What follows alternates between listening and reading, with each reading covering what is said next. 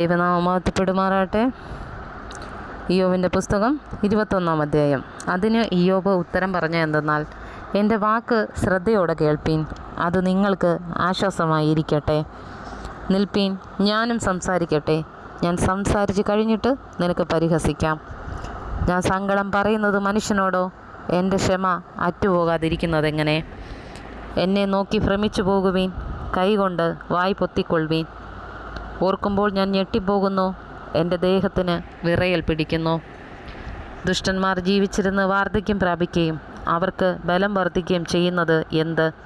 അവരുടെ സന്താനം അവരോടുകൂടെ, അവരുടെ മുമ്പിലും അവരുടെ വംശം അവർ കാണുകയും ഉറച്ചു നിൽക്കുന്നു.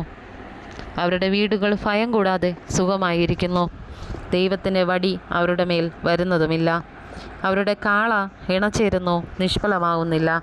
അവരുടെ പശു കിടാവിടുന്നു, കരു അഴിയുന്നതുമില്ല. അവർ കുഞ്ഞുങ്ങളെ ആട്ടിൻകൂട്ടത്തെപ്പോലെ പുറത്തയക്കുന്നു.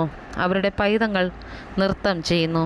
അവർ തപ്പോടും കിന്നരത്തോടും കൂടെ പാടുന്നു, കുഴലിൻ്റെ നാദത്തിങ്കിൽ സന്തോഷിക്കുന്നു. അവർ സുഖമായി നാൾ കഴിക്കുന്നു, മാത്ര കൊണ്ട് പാതാളത്തിലേക്ക് ഇറങ്ങുന്നു. അവർ ദൈവത്തോട്, ഞങ്ങളെ വിട്ടുപോക, നിൻ്റെ വഴികളെ അറിവാൻ ഞങ്ങൾ ആഗ്രഹിക്കുന്നില്ല. ഞങ്ങൾ സർവശക്തനെ സേവിപ്പാൻ അവനാർ.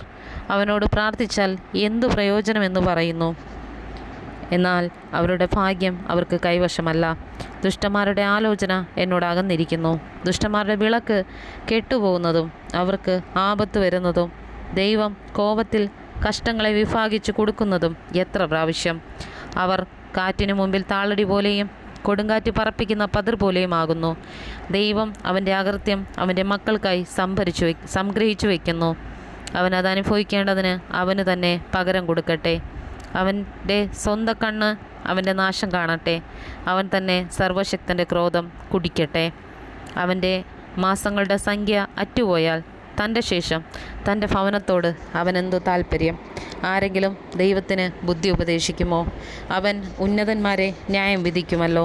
ഒരുത്തൻ കേവലം സ്വൈരവും സ്വസ്ഥതയുമുള്ളവനായി തൻ്റെ പൂർണ്ണക്ഷേമത്തിൽ മരിക്കുന്നു. അവൻ്റെ തൊട്ടികൾ പാലുകൊണ്ട് നിറഞ്ഞിരിക്കുന്നു. അവൻ്റെ അസ്ഥികളിലെ മജ്ഞ അയഞ്ഞിരിക്കുന്നു. മറ്റൊരുത്തൻ മനോവ്യസനത്തോടെ മരിക്കുന്നു. നന്മയൊന്നും അനുഭവിപ്പാൻ ഇടവരുന്നതുമില്ല. അവർ ഒരുപോലെ പൊടിയിൽ കിടക്കുന്നു, കൃമി അവരെ മൂടുന്നു. ഞാൻ നിങ്ങളുടെ വിചാരങ്ങളെയും നിങ്ങൾ എൻ്റെ നേരെ നിരൂപിക്കുന്ന ഉപായങ്ങളെയും അറിയുന്നു. പ്രഭുവിൻ്റെ ഭവനം എവിടെ? ദുഷ്ടന്മാർ പാർത്ത കൂടാരം എവിടെ എന്നല്ലോ നിങ്ങൾ പറയുന്നത്. വഴിപോക്കരോട് നിങ്ങൾ ചോദിച്ചിട്ടില്ലയോ? അവരുടെ അടയാളങ്ങളെ അറിയുന്നില്ലയോ? അനർത്ഥ ദിവസത്തിൽ ദുഷ്ടൻ ഒഴിഞ്ഞു പോകുന്നു, ക്രോധ ദിവസത്തിൽ അവർക്ക് വിടുതൽ കിട്ടുന്നു. അവൻ്റെ നടപ്പിനെക്കുറിച്ച് ആർ അവൻ്റെ മുഖത്ത് നോക്കി പറയും? അവൻ ചെയ്തതിന് തക്കവണ്ണം ആർ അവന് പകരം വീട്ടും. എന്നാലും അവനെ ശ്മശാനത്തിലേക്ക് കൊണ്ടുപോകുന്നു. അവൻ കല്ലറയ്ക്കൽ കാവൽ നിൽക്കുന്നു. താഴ്വരയിലെ കട്ട അവന് മധുരമായിരിക്കും. അവൻ്റെ പിന്നാലെ സകല മനുഷ്യരും ചെല്ലും. അവന് മുമ്പേ പോയവർക്ക് എണ്ണമില്ല. നിങ്ങൾ വൃഥ എന്നെ ആശ്വസിപ്പിക്കുന്നത് എങ്ങനെ? നിങ്ങളുടെ ഉത്തരങ്ങളിൽ കപടമുണ്ടല്ലോ.